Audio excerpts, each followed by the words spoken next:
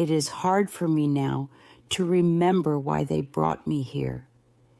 They have given me a very nice room. It is small. It has a narrow bed, a built-in wardrobe, a table and chair, a wash basin, and a bookcase. The room is small, but it is big enough for me. There is a high window opposite the door. If I stand on tiptoe, I can look out onto green fields. Sometimes, for reasons I do not understand, I don't see fields when I look out, but huge saucer-shaped lights, blinding lights that hurt my eyes. Most of the time I am alone, but sometimes they come and talk to me. I think they come about twice a day, but I am not sure, because I find it difficult to know what time it is, or what day it is, or why I am here. They always ask me the same questions. Their voices are high-pitched, squeaky. They sound like mice to me. I am used to them now, and I try to be polite. I try very hard to answer their questions. They watch me closely as they interrogate me, their bright red eyes searching mine to see if I am telling them the truth. But what is the truth? I can remember the awful moments before the crash, the terrible moments when I lost control of the machine. I can remember trying desperately to escape before impact, but I couldn't open the door. I can remember the sensation of spinning and falling and the moment when I hit the ground. I was trapped, crushed by an enormous weight on my chest. I can still hear the sound of my own screams at that moment. The rest is blackness. Who are you? What is your name? Why did you come here? I have no answers to their questions. They seem to be fascinated by my body. As they talk, they walk around me, reaching up to stroke my arms, to hold my hand, to prod my 30 soft flesh with their sharp fingers. When I am sitting, they like to run their fingers through my tight curly hair, or to touch my face, especially my lips. The first time they touched me, I hated it, but now I am used to it. I don't mind at all, because I know that they mean me no harm. No, that is not true. Sometimes they tie me down on the bed so that I cannot move at all. I hate that feeling of being trapped, unable to escape. Then they come and stick pins into my flesh. I know it sounds silly, but that is what they do. Perhaps they do not mean to hurt me. Perhaps they are carrying out tests of some kind, trying to find out more about me and where I come from. I suppose I am as much an alien to them as they are to me. Who are you? They ask in their squeaky voices. I try hard to remember a name, any name. If only I could look at myself in a mirror. Perhaps if I saw my face, it would remind me of a name. There is a mirror over the wash basin, but when I look into it, I cannot see any reflection. That really frightens me. It is as if I no longer exist. I breathe on the mirror, but it does not mist over. Isn't that how you test for vampires? Am I dead? What is your name? I can think of a dozen names: George, Mary, John, Elizabeth, names of the kings and queens of England. Let's try a name: John. They stare at me silently, then turn away and chatter together.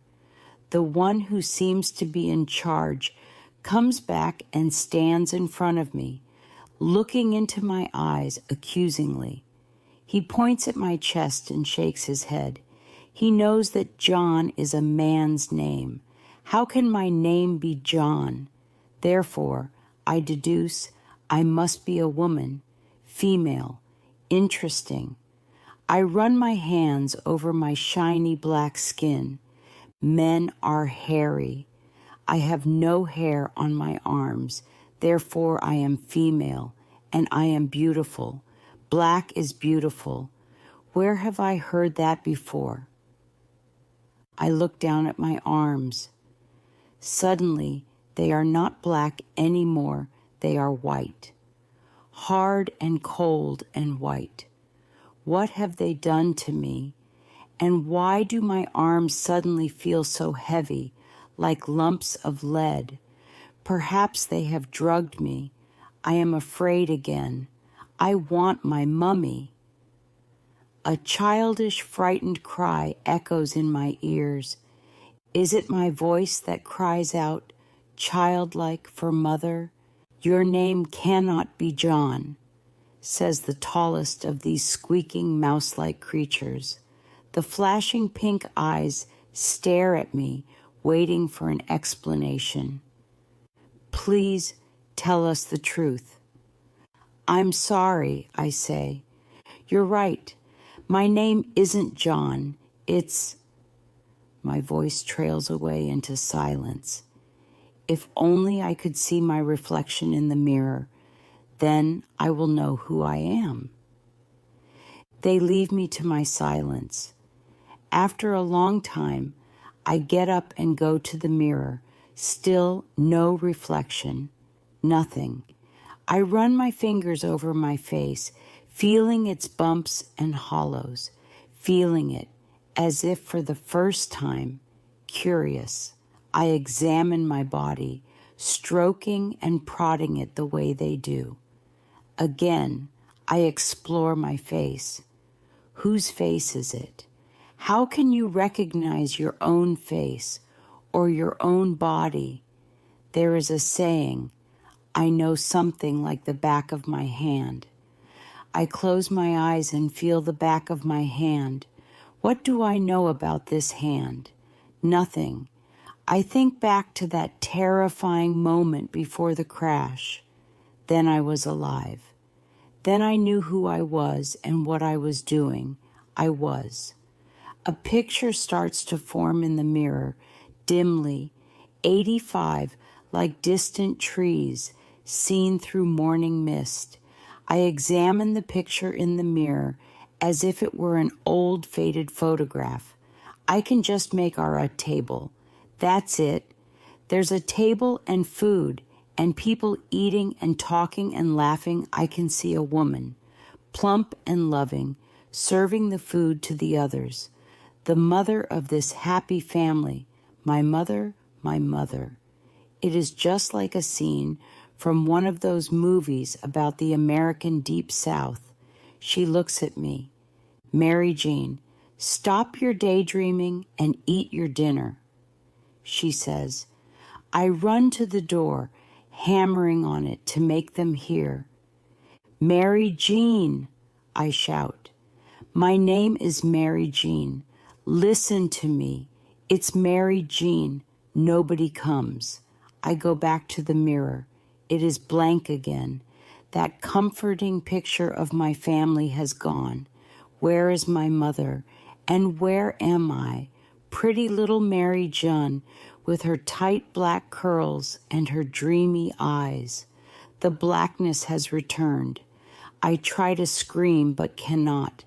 Desperately, I throw myself face down on the bed and cry myself to sleep.